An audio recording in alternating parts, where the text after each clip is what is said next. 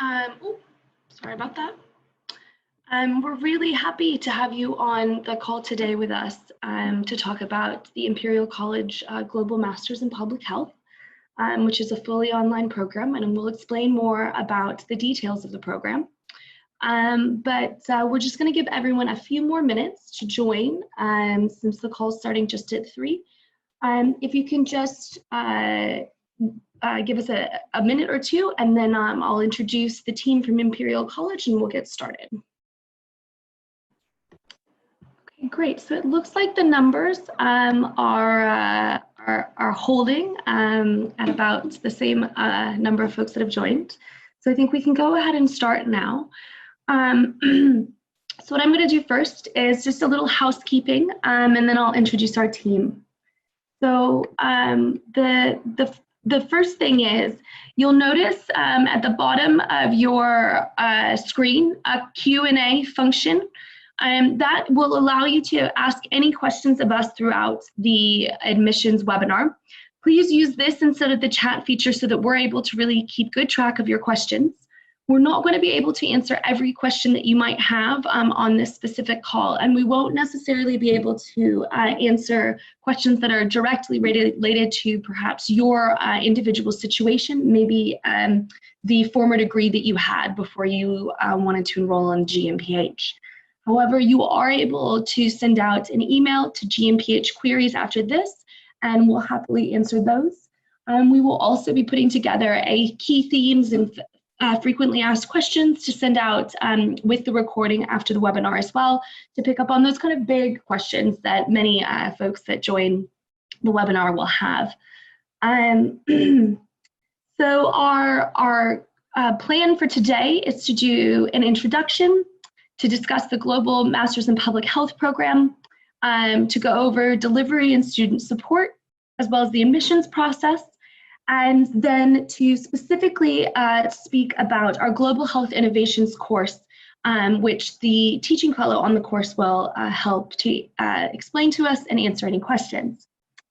So before we get started, I'd love for the Imperial team to just introduce themselves.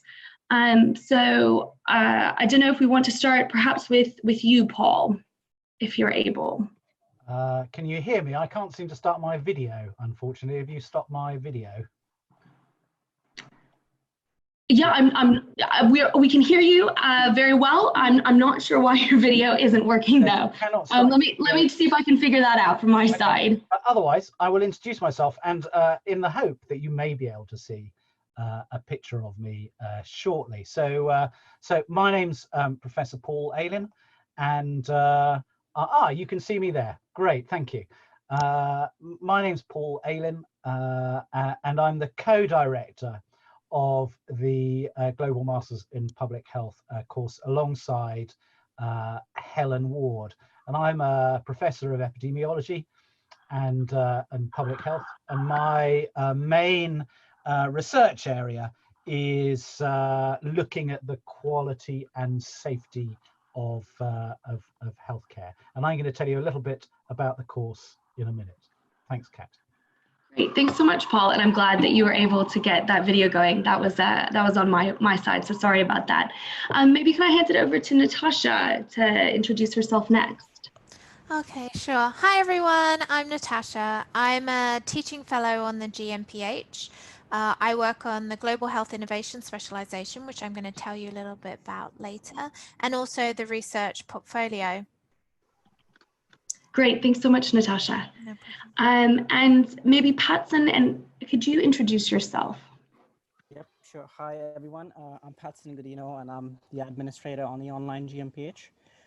In my role, I handle admissions, student enrollment, and mainly supporting ongoing program delivery through our partner platform, Coursera. Great, thanks so much, Patson. And Anna, would you like to introduce yourself as well? Hi, my name is Anna. I'm the coordinator for the program, and I'm part of the program support team together with Patson and Kat. Great, and last but not least, Haley, if you are able, if you'd like to introduce yourself as well. Hello everyone, welcome to the webinar. My name's Hayley and I'm part of the programs support team as well, and I'll be answering your questions. So please do submit them via the Q&A function, and we'll happily answer any questions you might have. Great. Thank you guys very much for introducing yourself. As you can see, we've got a really wonderful team of folks that come both from the academic side, the program administration side, and really connect us to the School of Public Health as well, which obviously we sit in. So with that, I will hand it over to Paul, who's going to just tell you a little bit more about the program itself. Thanks, Kat. So I'm here in balmy Wimbledon, and telling you a little bit about the online course. Now, we've had a very successful on-campus Masters in Public Health running at Imperial for a number of years, but through discussion with our course directors on that course and with Helen, we felt that there is a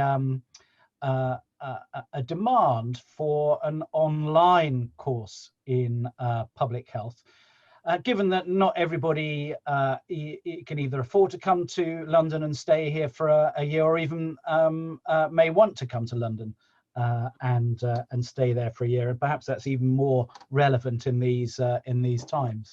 So we have been spending a lot of time on pulling together this online global Masters in Public Health. It's called a Global Masters in Public Health because we want it to have a global reach. We want it to be available to people across the globe. And the curriculum has been based to a certain extent on the on-campus course, which we've been delivering for a number of years, and is extremely it's oversubscribed, really.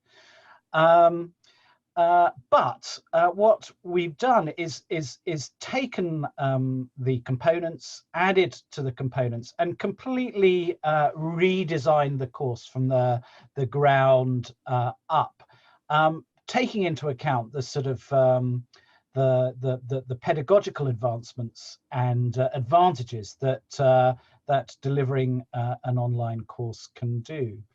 So we've worked with a company called Coursera, who provide a really excellent platform for delivering online courses, which are very interactive, interesting, engaging. And what was very important to us when we're working with Coursera is that they are very strong pedagogically. So much of the design, both of the platform and of the courses that they host, are driven by pedagogical principles. So our idea really is to build this online course to make it interesting, engaging, and not just a distance learning course like one or two other universities offer, and not simply putting online lectures that people have delivered to our on-campus students. So as I say, this is really completely redesigned. All the elements of the course are bespoke to this course, and we're actually very, very proud of the way that it's come together. We launched with our first cohort in September last year, and it has worked extremely well so far with our current students. We have about 70 on the course at the moment, and it's working very well. Kat's just put up the course overview.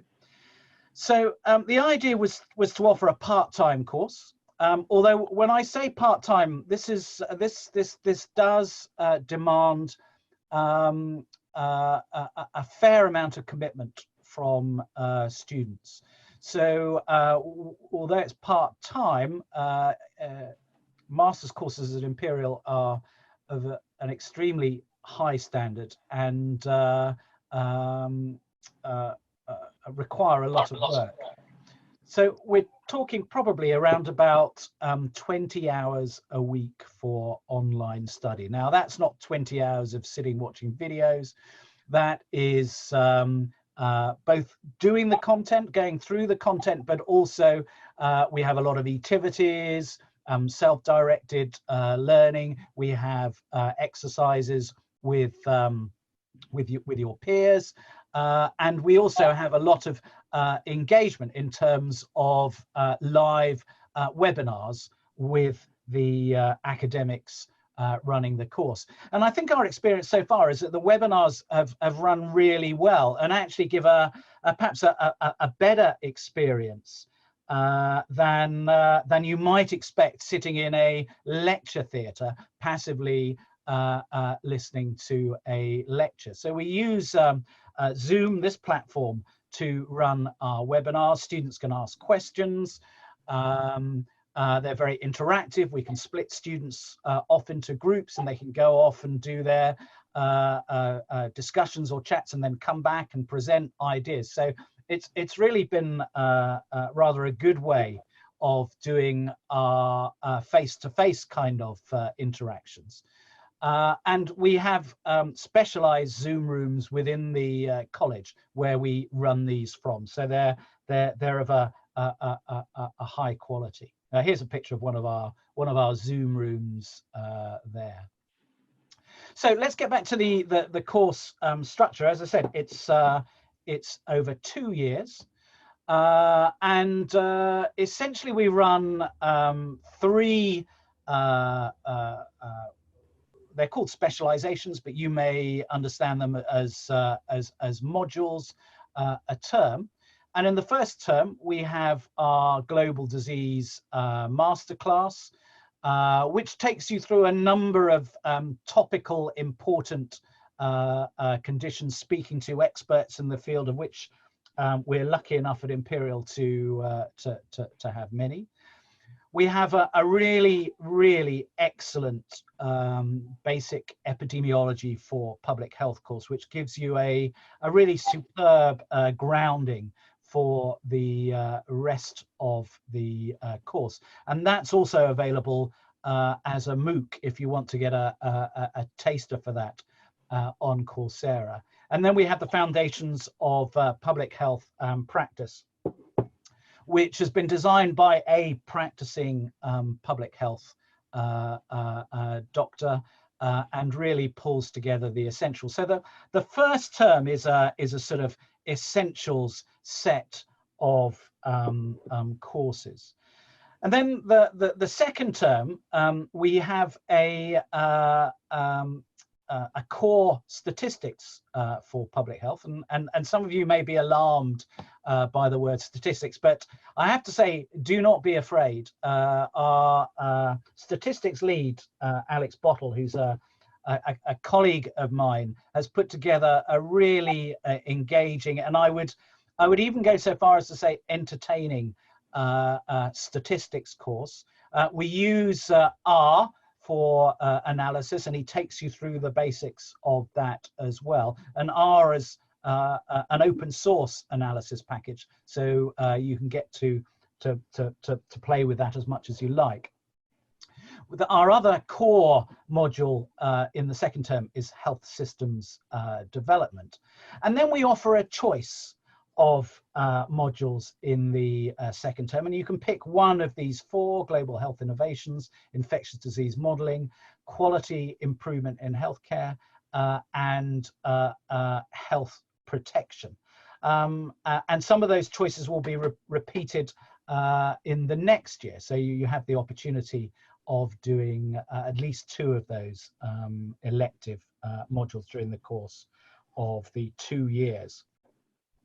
The third term, we have a population health improvement module, which is core in green, and then we have another couple of optional or elective modules. You have to choose one of those 2. And again, we've got some excellent material, both in the digital health, where we've got some really good experts who've contributed to the course, and also for the participatory approaches to public health is a really interesting elective course if you're interested in that. And then we also start the research portfolio. Now, one of the challenges of offering a master's course, which has to have a large component of research or original research in it, has been how do we do that online?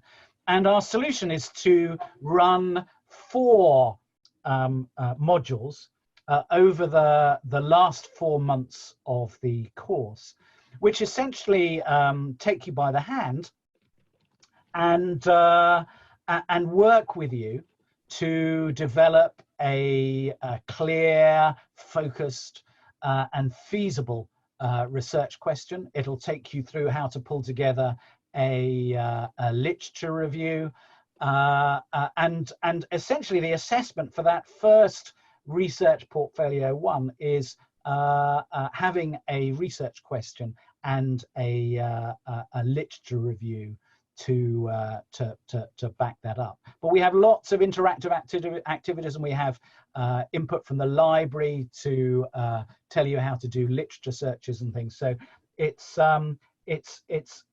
potentially an area of the masters that some people might find a little bit daunting, but we hope that we've broken it down into bite-sized pieces, which is manageable.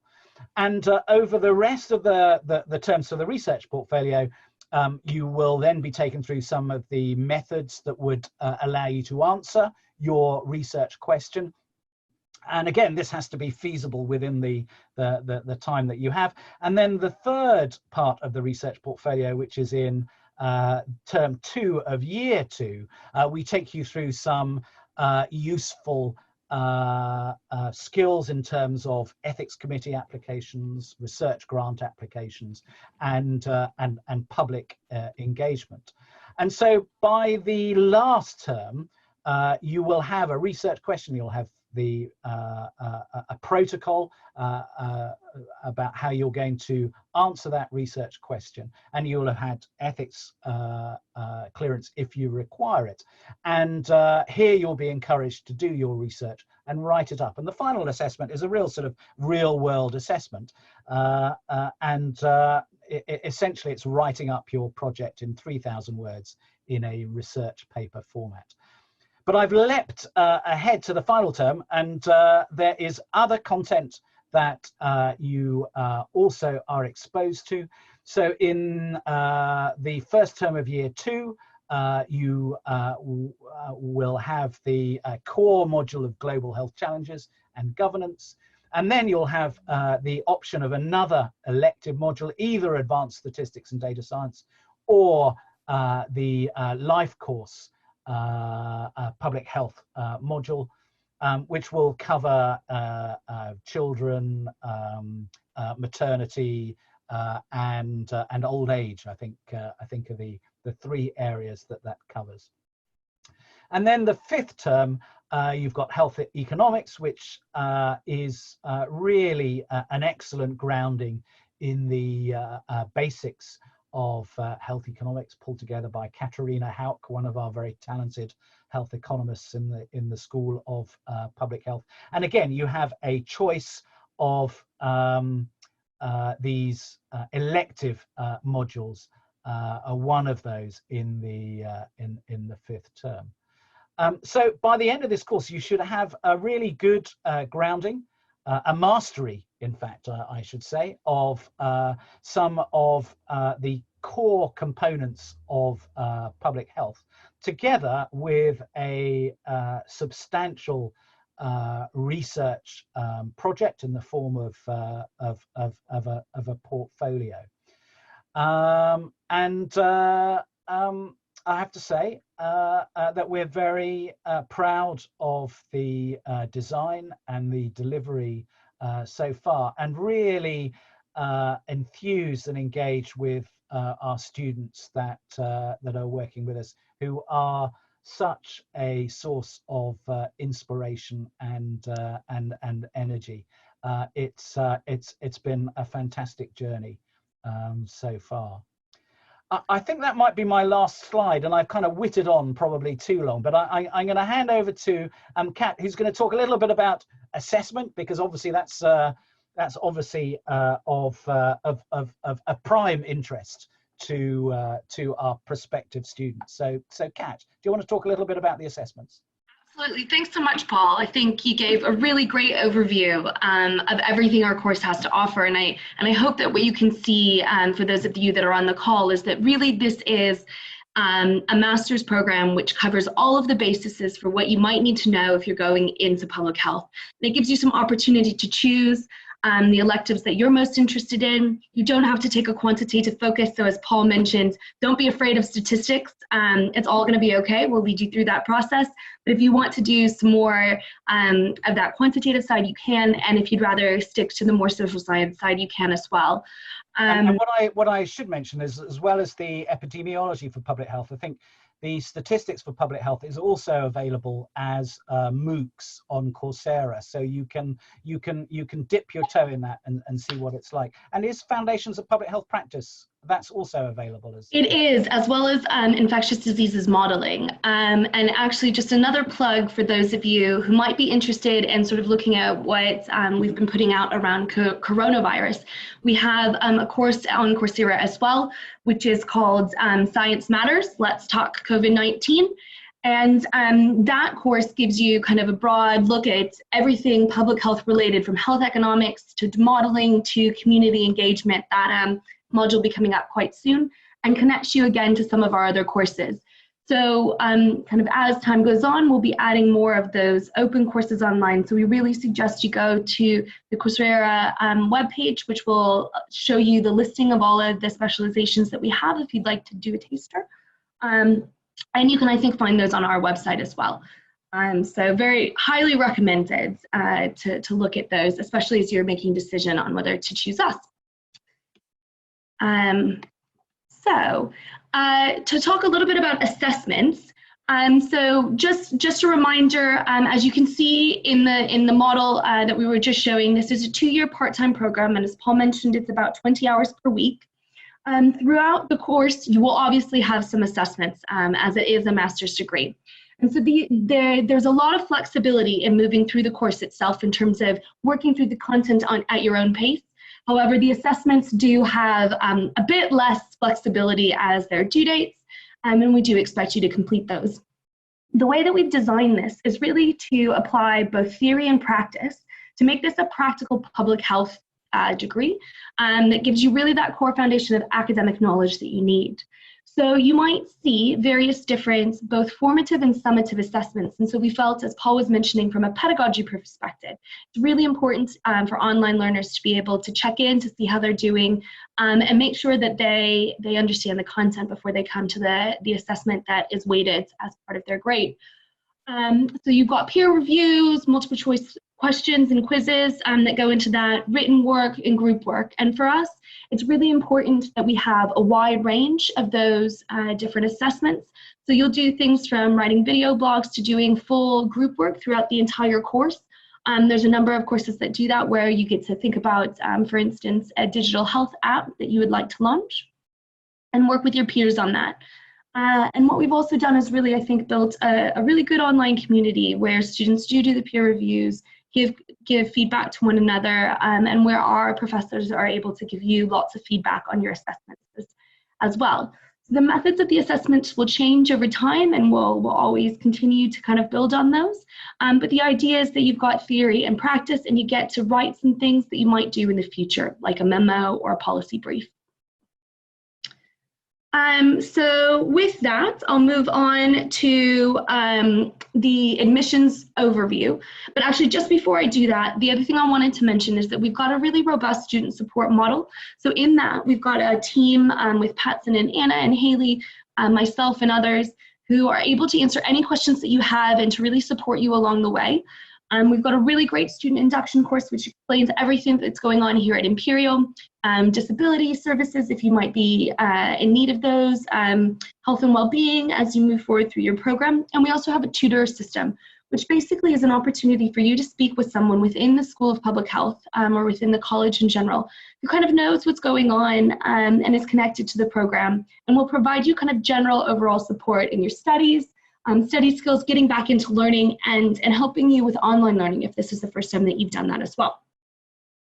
So with that, and I think one of the most important parts about this call is to explain our admission process and let you know what you need to do if you'd like to join us and what you can expect from us.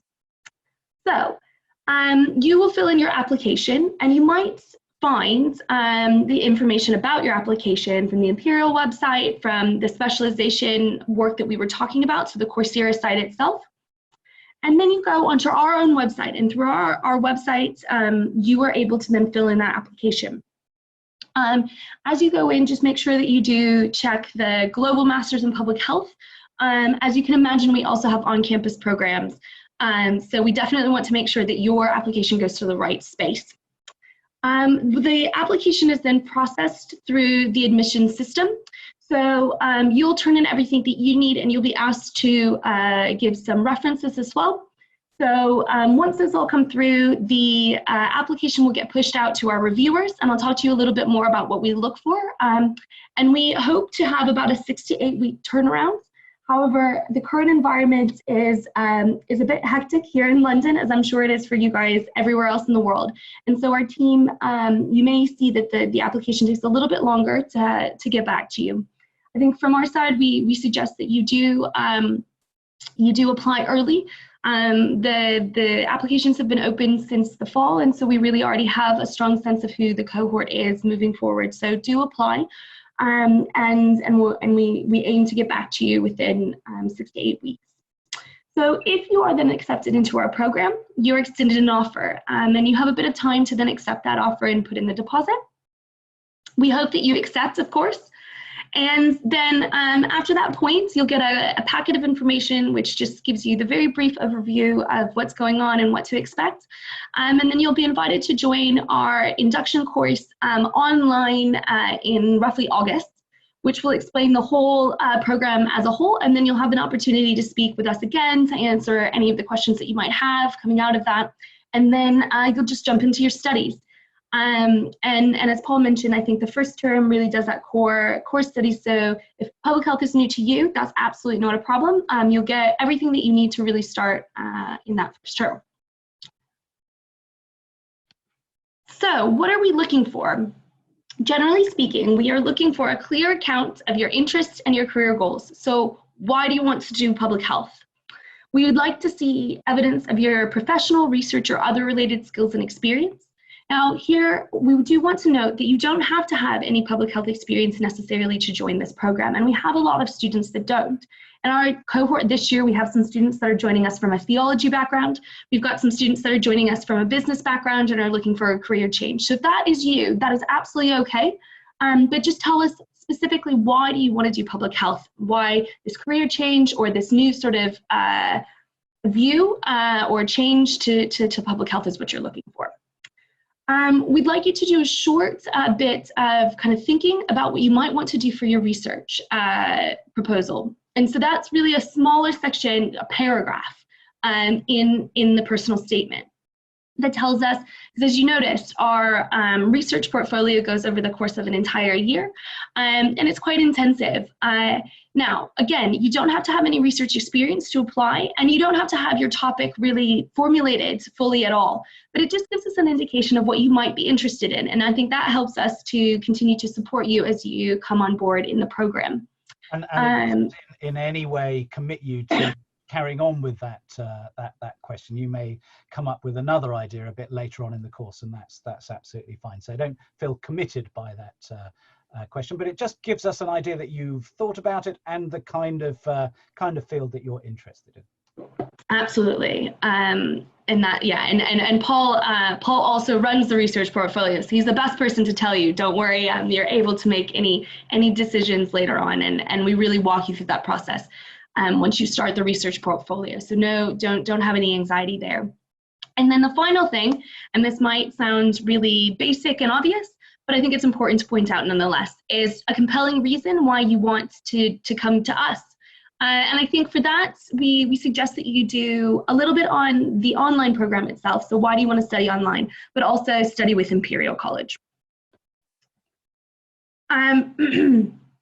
So the personal statement really is the biggest part of the application. You'll turn in your CV, those references will come in, but the personal statement gives us an opportunity to understand who you are better, and your motivations.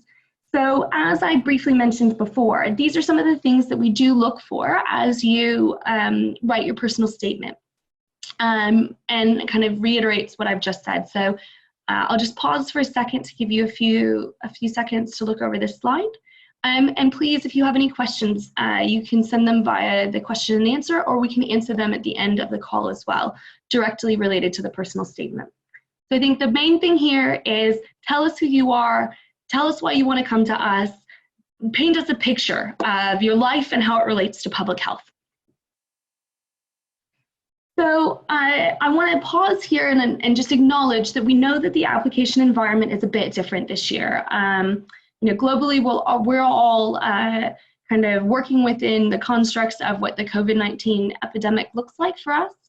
So as a fully online program, there isn't a major change to the way that you would study with us. You would study at your own home, in your own country, in any case. However, the English language test is necessary for students to do if they come from a country where English is not, that is on the list of countries that essentially need to take that test.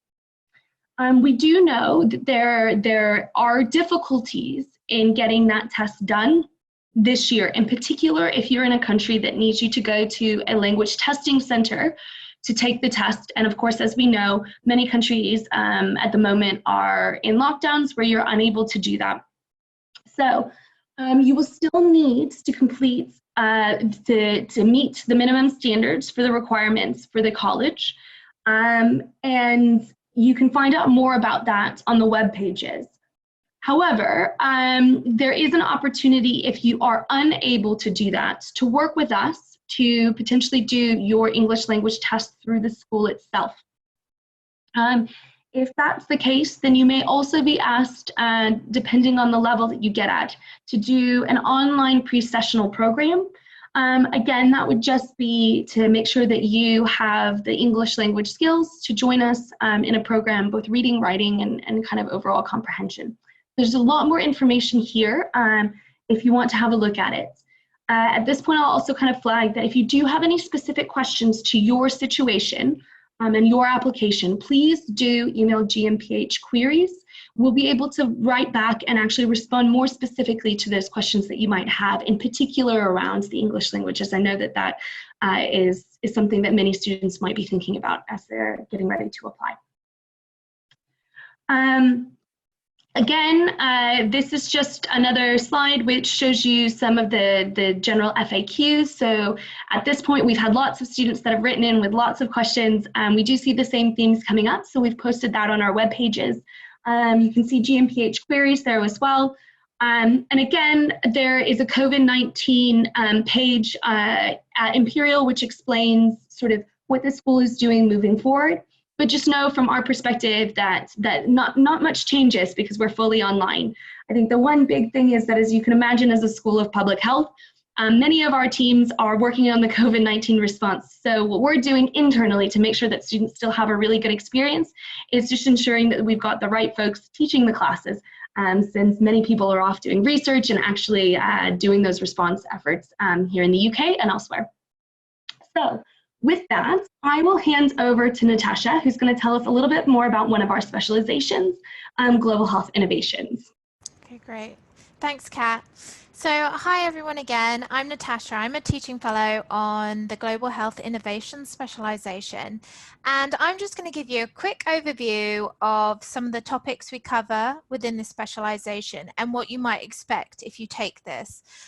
This is actually an elective specialization, so that at 2 different time points in the GMPH you could possibly take this elective. So within GHI, we focus on, we reflect upon the global health challenges and think about the role of innovative solutions in addressing these. So we actually review a wide range of different healthcare innovations, going from simple low-cost technology deployed in resource-constrained settings all the way to these really high complex innovations. And I'm actually going to showcase a few of these as I talk today. So we split the course up into sort of these 3 sections. So actually, can you go back, Kat? Sorry. So I'll talk through each of these sections now. So the first section, we focus on the basic principles and practices of healthcare innovation. So we start thinking about terminology. So what is the difference between innovation and invention? We think about how we classify healthcare innovations. So what are the different types of innovations? We think about the pros and cons of using design thinking in developing innovations. And we also slightly touch upon in this section diffusion and scaling. So we think about what are the factors involved in these. So on the right here, I have 3 examples of innovations we discuss within this section. So at the top, you see the Arbutus drill cover. So this is a frugal innovation that was actually designed to first be utilized by surgeons in Uganda. And the reason why this is because these specialized orthopedic drills cost thousands and thousands of US dollars, and the surgeons couldn't afford them. So this drill cover now means that surgeons can use a normal ordinary hardware drill. You know, just walk into a hardware store, buy a drill, and with this cover, you can use this in surgery. We do talk about Netflix. Now, I'm aware Netflix isn't a healthcare innovation, but it is an example of a disruptive innovation. Netflix actually disrupted Blockbuster, which was a video rental store, and it actually caused it to go to apply for bankruptcy. And then the final innovation I have on this slide is the GE Mac 400.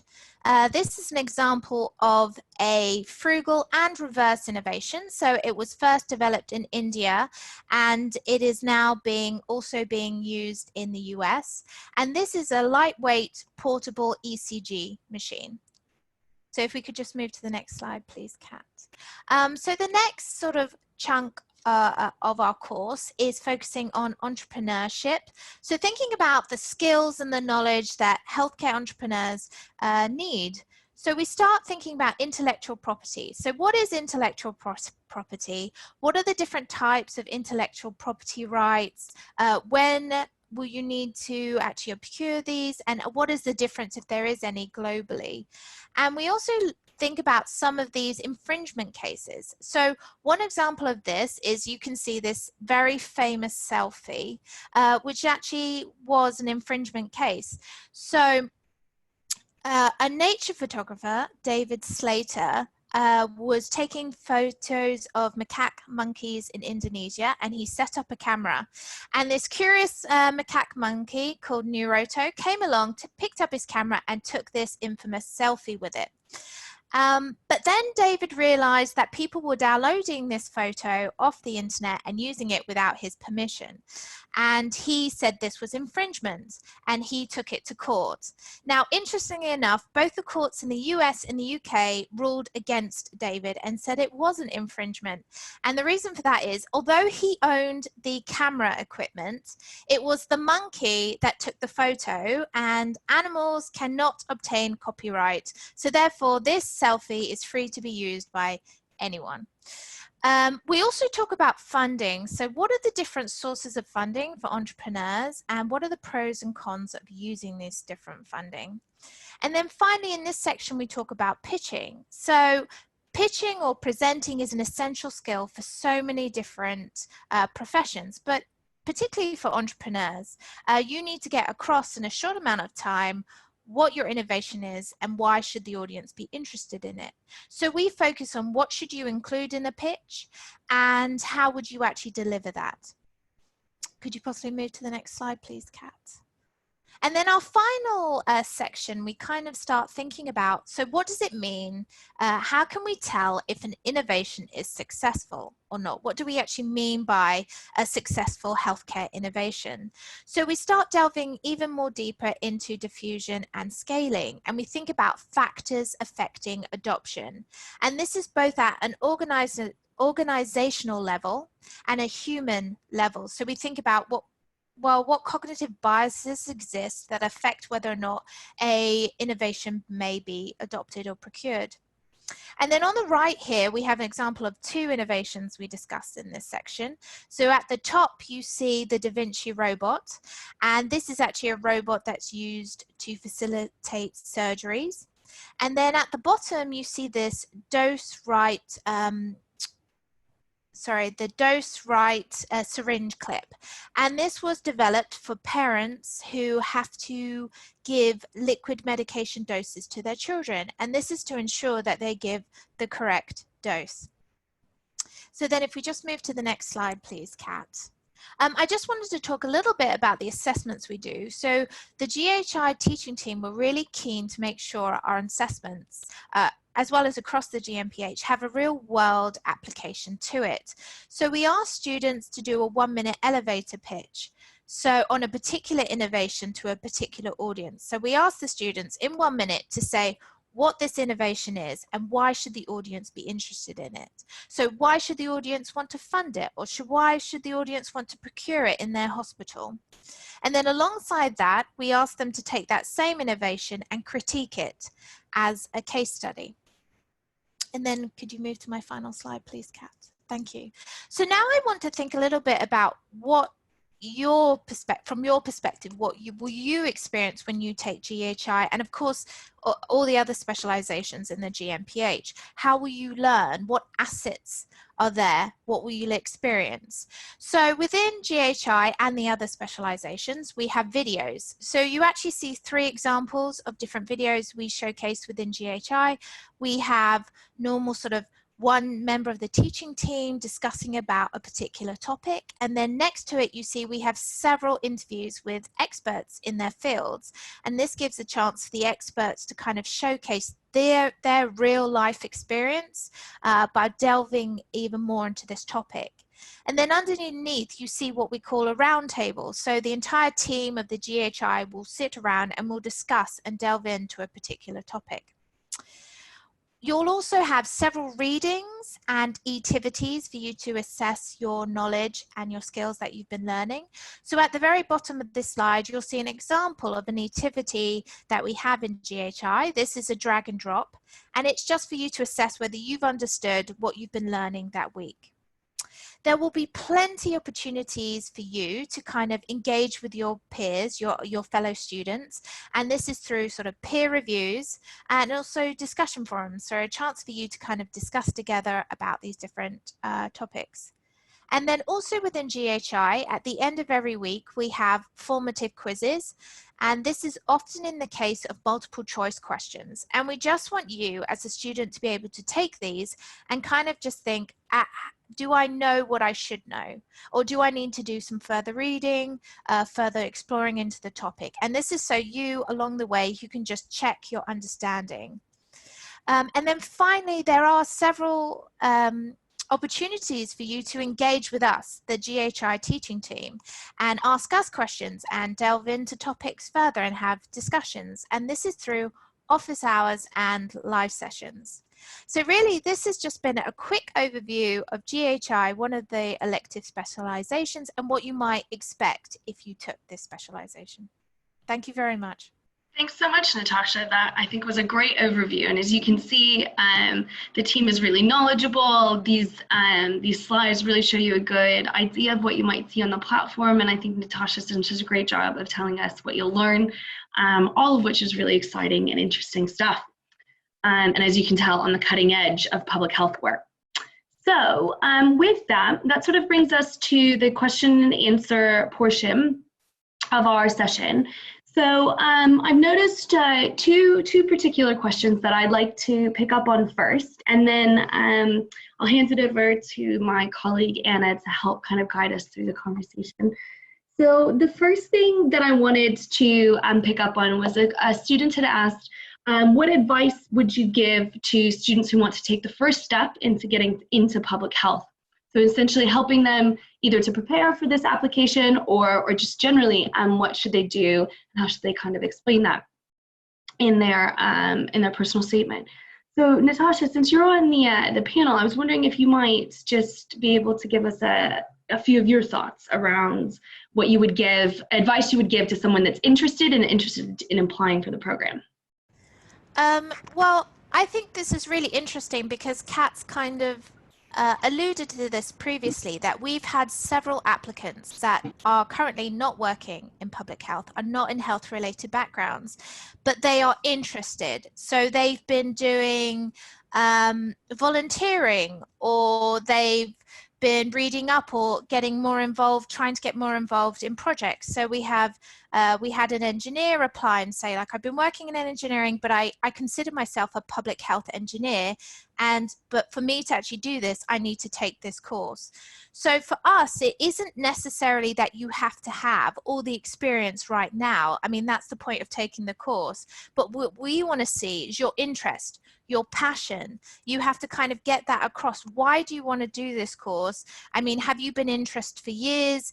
Or is this just something you woke up and it's been a whim? I mean, it's really important to kind of explain to us why you're interested. So don't be worried that you may not have the experience. I think that's the main thing. Don't think, oh, I can't apply because I don't work in health related. I'm not working in public health now. No, we've had several applicants who are on the course and they're thriving. They're doing very well. And they're from these sort of alternative backgrounds, if you will. So that would be great. Thanks so much, Natasha. And I absolutely agree with all the points you made. And Natasha's on the panel that looks at your applications. And I think that's very much the approach that we're taking at Imperial as a whole. And I think just to note, I know that, you know, COVID is such a big world topic at the moment, and it might be that has pushed you towards a career in public health. And even if that's new and exciting to you, that's absolutely fine. So thanks very much for that. Another question that I think is really important and we hadn't touched on up until this point is around what your career prospects are in public health. And I don't know, Paul, if you wanted to just give your sort of thoughts as a director and as a public health professional on what you can do with this degree. Well, it opens up a range of possibilities. I mean, I kind of somehow stumbled into academia after training as a medic, doing my public health, and then going on into academia. So I'm very interested in research, and as you can see from the course, there is a very strong research component to this course, which will prepare you for, if you want, taking your career further into academia. However, that of course is not the only route open to you with a public health degree. Many people end up working for NGOs with public health degrees. Other people work for local public health departments, working on local public health. You can obviously go into perhaps policy, a more policy orientated career. There's a whole bunch. I think what it does give you, it gives you the core skills to be able to practice public health in a variety of fields. But we do focus very much on evidence and decisions made based on evidence. So I think even for a non-public health career, this gives you a great grounding in statistics, in the scientific method, and I have to say the epidemiology course is useful for all sorts of avenues in terms of general medical research, social research, all kinds of things. So I saw Kat raise an eyebrow when I said social, maybe social medicine research. No, it wasn't an eyebrow to you. Don't worry, Paul. I very much agree. So it gives you a range of skills, and I think being a degree from Imperial, a master's degree, gives it a certain weight that will help open doors for you. I might also comment on the idea, and it was in one of the early slides, and I kind of skipped over it, about a sort of building a public health community and a sort of a research community of people, of alumni who've done the degree and have worked very closely together in doing the degree. We'd like to encourage that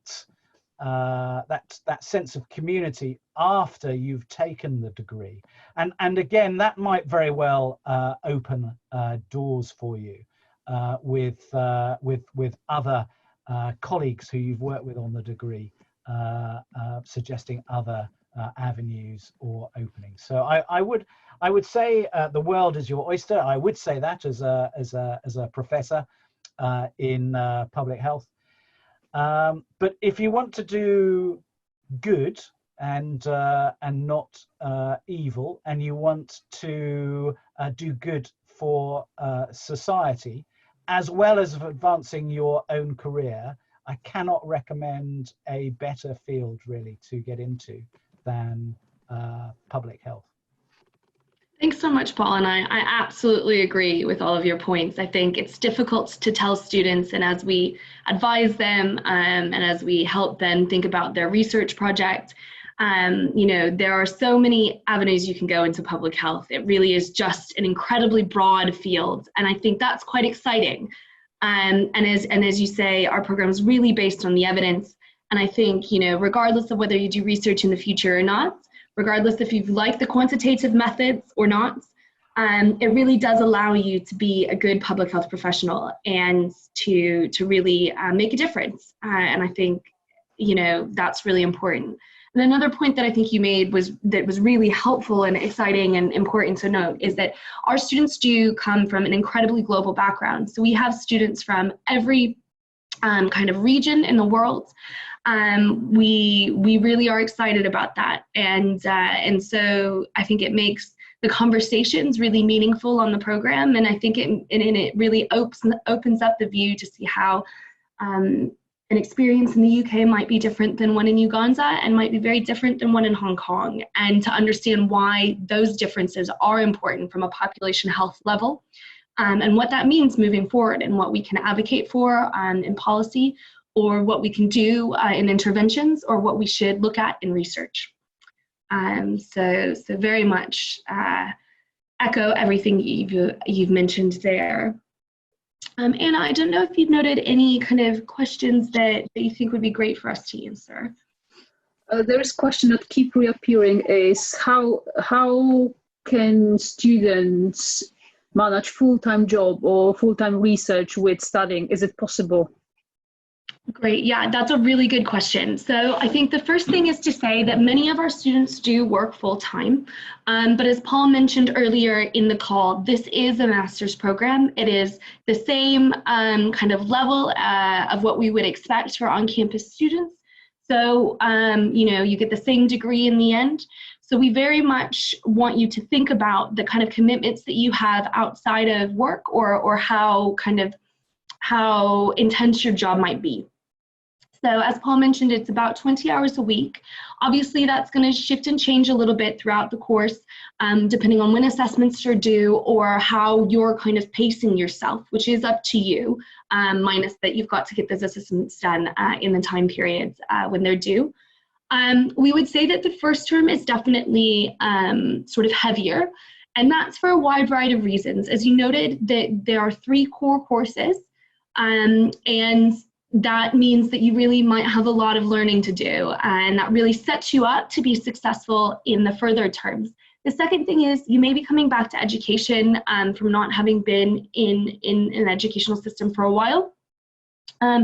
And you'll be new to the Imperial system, and you might be new to online learning. And so all of those things mean sometimes it's a bit more difficult to settle in. But our students are now in term 2. They're really finding their groove. And even in spite of the COVID epidemic, where many people may be also watching their kids at home, working, or various other kind of stressors that they might have, they're still doing well, they're still plugging along, and they're still really enjoying the course. So I think the take home is, yes, you can absolutely work while you're doing the course. We would definitely want you to think about the commitments that you have and just make sure that you are ready to take on a master's level program, knowing that it is quite intensive and a good bit of work. And I would also say, if you want to get a taster for what the online course is like, do go ahead and sign up for the MOOCs in statistics for public health and epidemiology for public health, and some of the other MOOCs which are coming online, because that will give you a sense of what's required. It doesn't involve the assessments and the webinars that you'd get with the course, but it does give you a taster for the level at which the subject is taught, and a bit of an idea of some of the commitment. But you'd have to have a factor in the assessments and the other work that we demand from the full master's course. Great, thanks so much, Paul. So I think, Anna, is there one additional question that you've noted? Oh, I think you're still on mute. There's quite a few questions about the comparison of online and on campus and the accreditation of the degree. Great, thanks so much. So let me take that as the last question, and then we'll go into the next steps. If you guys need to jump off the call, that's absolutely fine. We'll be posting this afterwards, so just so you know. So the degree itself is comparable, as Paul mentioned, to the on-campus program. It is different in many ways, in particular the way that the research portfolio is run, and the fact that it is a 2-year degree. You do get a bit more of an ability to take electives because it is over 2 years than you would on the on-campus course. I think the second big.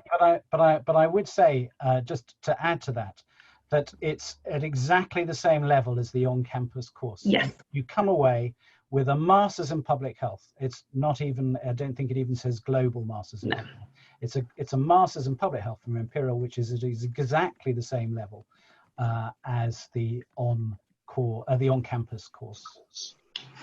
Absolutely, exactly. And I think that's the really important point. It doesn't say online degree, it's exactly the same. And I think, again, when we're going back to thinking about your commitments and you wanting to join our program, do remember that because of that, it is quite an intensive program as well, so that you get that really wonderful degree certificate from Imperial. In terms of accreditation, the way the accreditation system works in the UK, Imperial is not an accredited program. Now, that does not mean that it is not recognized throughout the world. So if you do choose to come with us, please be rest assured that you'll be able to get a job in any country, and that your degree is really well recognized throughout the world. And so it's just essentially the long and short of it is the way that the system works here.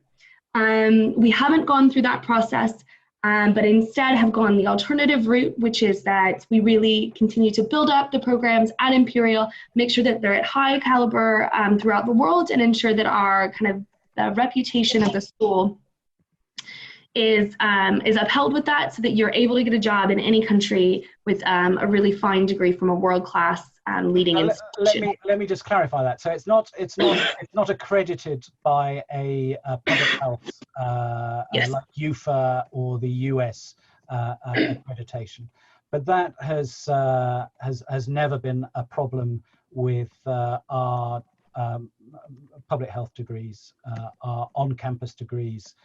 we don't sign up to that accreditation. The American accreditation is very much geared towards US local practice, and it doesn't really fit with our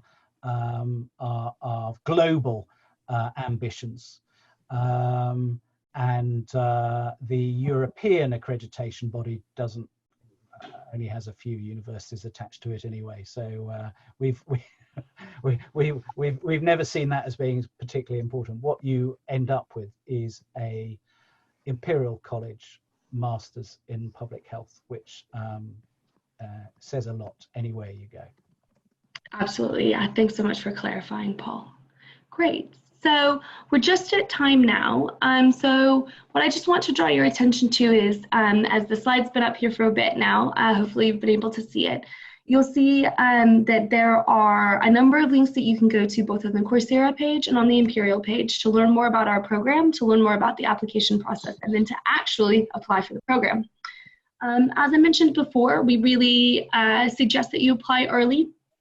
And that you look out for updates from the college as they come about. We will do our very best to review your application within the 6 to 8 weeks, but noting that it may take a little bit longer. And then hopefully you'll accept the offer if you're extended a position or a spot. We will be posting the webinar itself with the slides and the transcript and the audio and visual here for you guys to review if you need to review afterwards as you make your application. Please feel free to contact GMPH Queries if you have any questions, in particular those of you that had questions about your specific degree. I think the first thing I would suggest is please go to the Imperial webpage. There's a lot of information there, and for those of you that had questions about the English language test, if you still are unclear, we're absolutely here to support you. So please email GMPH Queries, and we'll be able to help find you the answer that you're looking for. So with that, we'll sign off. Thank you all very much for coming. It's been great to see almost 500 of you on the call throughout the last hour. So thank you very much. Thanks. Really Thanks, nice to talk to everyone. everyone. Bye. Cheers. Bye.